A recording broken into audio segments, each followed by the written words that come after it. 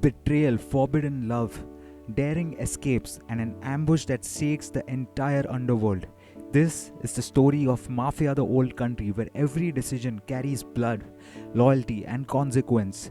If you love gripping mafia tales and want more long form story breakdowns like this one, make sure to hit that like button and subscribe to Indian Gamers and help us push past 50 subscribers. Let's achieve the goal together. Without further delay, let's continue our journey into the world of Mafia, the Old Country. So the story continues. After Isabella and Gennaro are taken, Enzo and Cesare move quickly enough to reach them, but only Isabella can be freed in that moment. Gennaro is dragged away. Enzo understands immediately what this means. If both the Don's daughter and Baron's son go missing on their watch, discipline will be swift and brutal. Enzo tells Cesare to go home with Isabella and that he will chase after the kidnappers to try and get Gennaro. Isabella tells Enzo that he will get himself killed for that man. Enzo answers that he needs to do this right. So Enzo does the unthinkable. He infiltrates the compound where he himself was once captured. He finds Gennaro, breaks him out, and kills the leader, Messina. The rescue is complete. When they ride back to the mansion, the entire house, Don, Teresi, Luca, everyone, is already mustered to invade and capture Messina alive and extract answers. Little do they know that Enzo and Gennaro are already returning. Once Enzo returns, the Don looks at Enzo with a new kind of regard. The room understands. Bravery has weight. Isabella watches from a distance and smiles. Not long after, Enzo and Isabella meet in a chapel up the road. They kissed when he saved her, and the feeling has only grown. Don Teresi has asked to see Enzo, and he does not know why. He thinks this may be about Isabella because he knows what he feels, and he knows that Don will not allow it. Enzo and Isabella share the same love and the same dilemma. They want to be together, but they must keep it a secret. The Don awaits for Enzo. Luca is there. Luca speaks for him, saying that Enzo did for the Don's daughter was admirable. The order is clear. Enzo must find the man named Ludovici, the one behind the kidnapping of Isabella and Gennaro, and kill him. Enzo does exactly that. A week passes. Enzo lies in bed, reading another note from Isabella. She still wants to be with him, and he feels the same. Suddenly, Cesare bursts in and tells Enzo to come outside immediately. Luca is waiting. Enzo wants to be a part of this family, part of the bigger picture. That is what happens now. The room gathers. They bind themselves to each other. This is a family. In this family, they follow the code. Luca looks at Enzo as if he's seen the devil himself and then smiles. Enzo is now a part of the family. Luca reminds him of where he was found, skin and bones, and says he saw fire in him then. From now on, Enzo must be even smarter. Their thing is his life now. Luca tells him he's proud of him. Enzo thanks him. It might be a long night. When they did this for Luca, they went to 3 crates.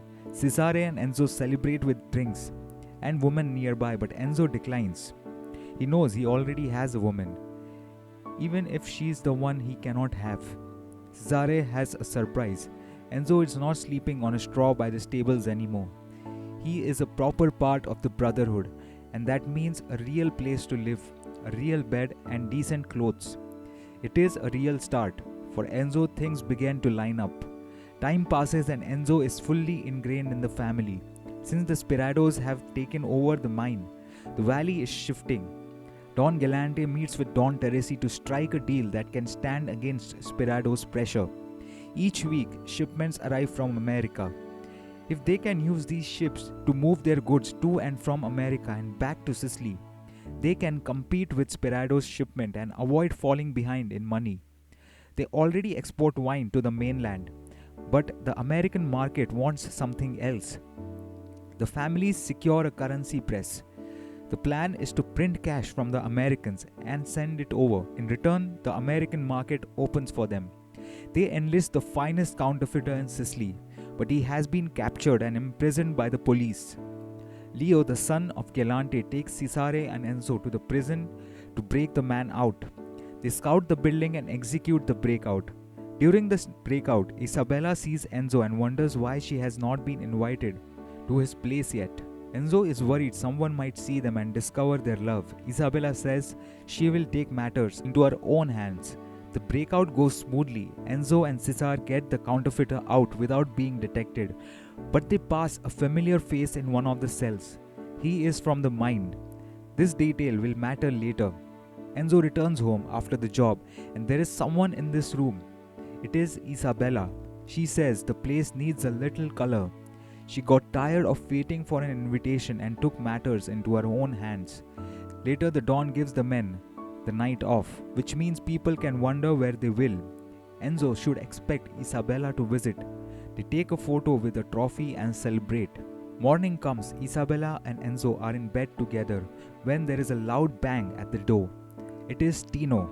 Isabella cannot be seen here, so she has to go. How she leaves and where she goes is not said, but Tino notices 2 wine glasses on the table. It is a lucky escape. Tino warns Enzo of a raid on the tannery. The wine and the American money are about to be seized by the Guardia. They have to move fast and hide what they can. Someone has talked. It looks like there is a traitor in the family. Enzo races to Cesar.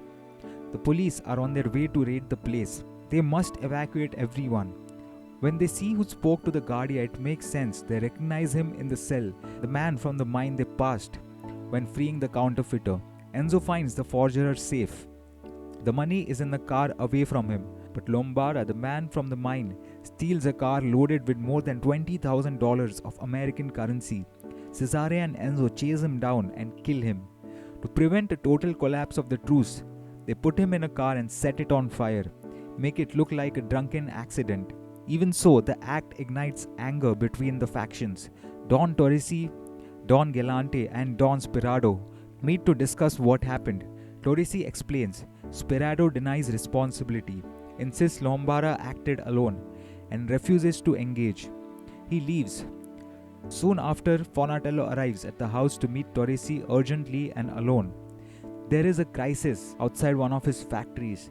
Workers have been striking, due to which there has been a total shutdown, due to which they are incurring heavy losses. Something is wrong with the man. Torresi trusts Lorenzetti, who is supposedly behind the strikes, which is out of character. Torresi is cautious but wants to understand. Enzo is set to investigate.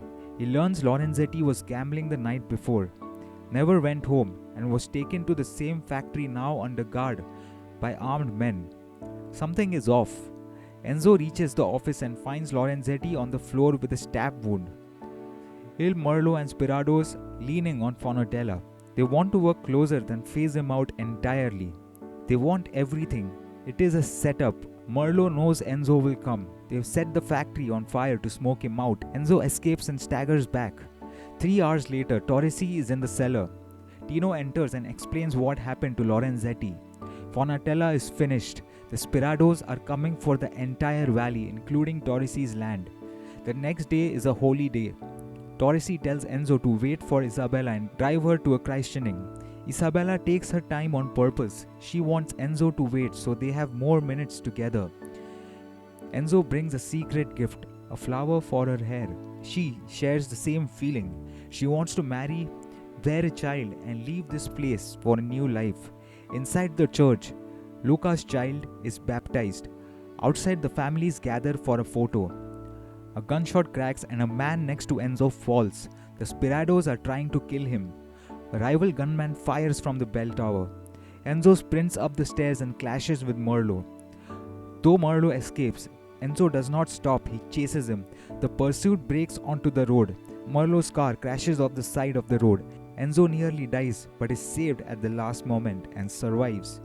Alright guys, this is it for part 3 of our story breakdown of Mafia the Old Country. If you're liking the story so far, do not forget to like this video and make sure you hit that subscribe button for more such story breakdowns.